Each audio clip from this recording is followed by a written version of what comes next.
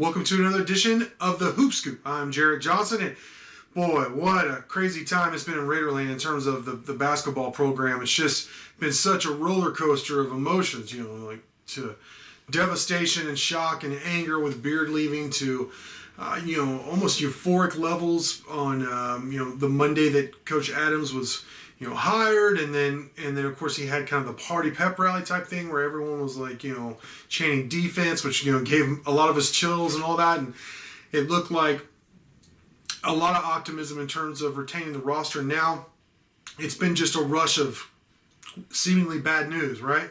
In terms of the roster. So I thought, as of Monday, April 12th, I thought I'd go over.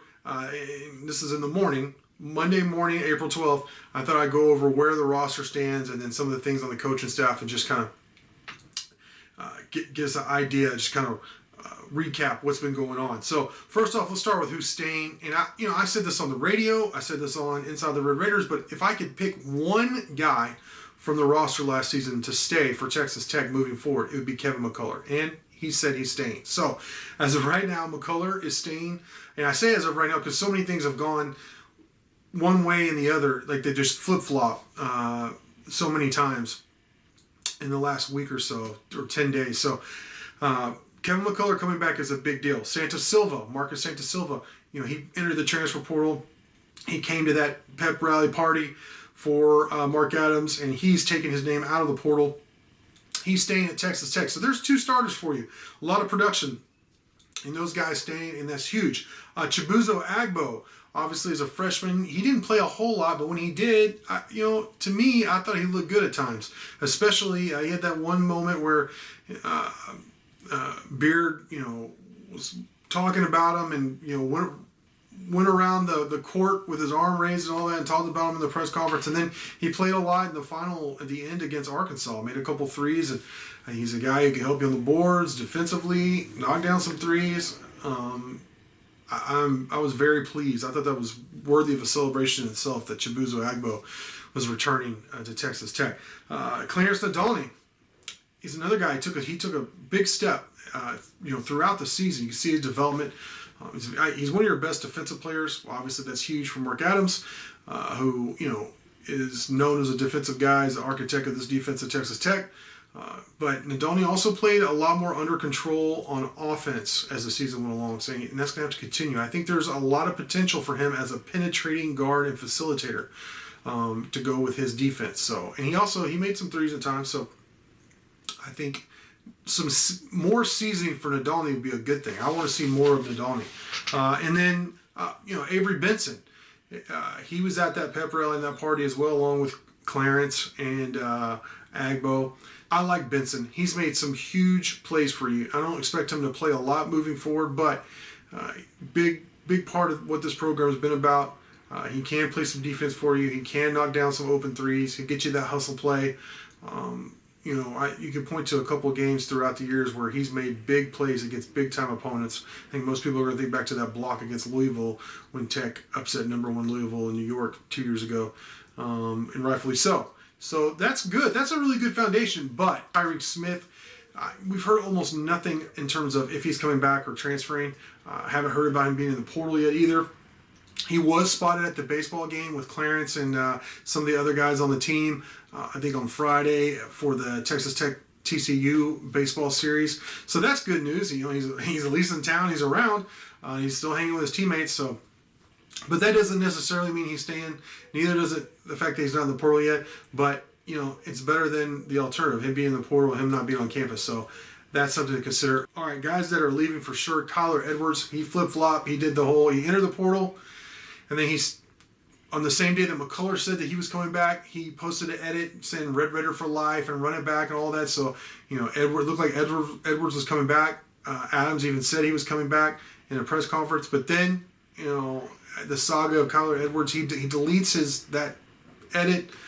He's remaining in the portal. And then Texas Tech released a statement saying, we appreciate everything Edwards has done. Wish him the luck somewhere else. Moving on. Mac McClung. I thought the timing of Mac McClung coming in and talking with Adams, and one of the reasons why I had heard that Edwards didn't want to be a Tech anymore was because them not getting along necessarily. Kyler basically being disenchanted with the idea of playing with McClung moving forward. But no, McClung also, he declared for the NBA draft, which good luck to McClung there. He was a very good college player, and maybe he'll have some success and get drafted. I don't know. I could see him having a hard time against those athletic defenders in the NBA, but he was a big time scorer for Texas Tech, especially when he was healthy.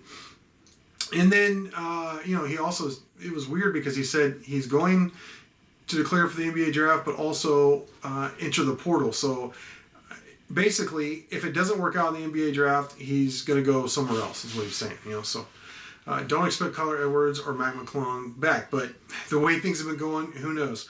And then Terrence Shannon, he declared for the NBA draft. He retained his eligibility by not hiring an agent. And according to Coach Adams, if Shannon ends up withdrawing his name from the NBA draft, he will return to Texas Tech. So that would be huge. Obviously, you want the best for Terrence Shannon. If he gets a grade he likes, he can go change him and his family's future.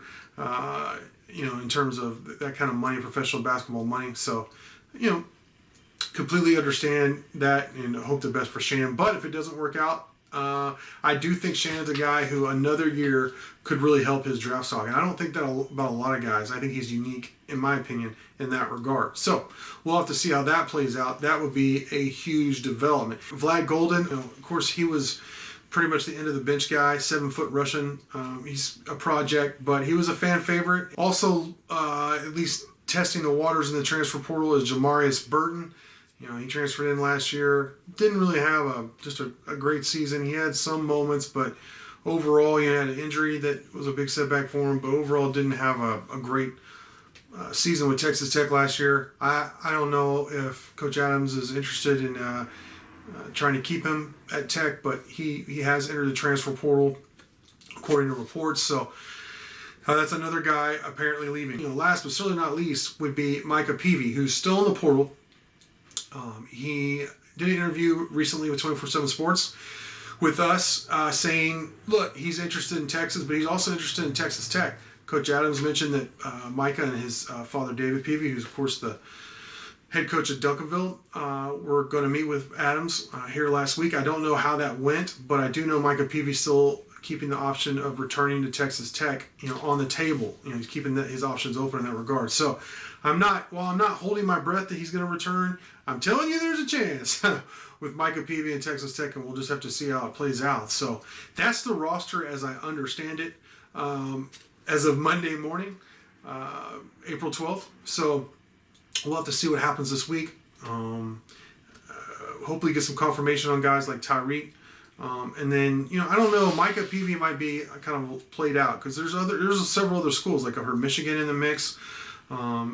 Micah has a bright future, so it's understandable that a lot of people will be interested in adding him to their team. So it's really, there's a lot of things going on right now. Of course, Adams is still trying to fill out his staff. Barrett Peary was the first hire, so he's one assistant. But man, strength coach, all nutrition, grad assistants.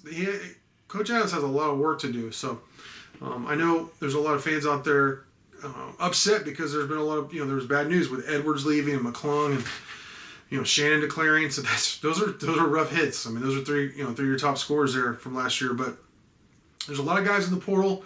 We'll have a recruiting scoop coming up as well with some of those targets. We already have a handful, or at least a trio of targets we've identified. The staff is going over that Coach Adams is going after. So look, I'm not going to tell you to be patient. It's your fandom. Do with it what you will. But these things do take time. In terms of for myself, I'm going to reserve judgment. Really, maybe even until I see how they play next season.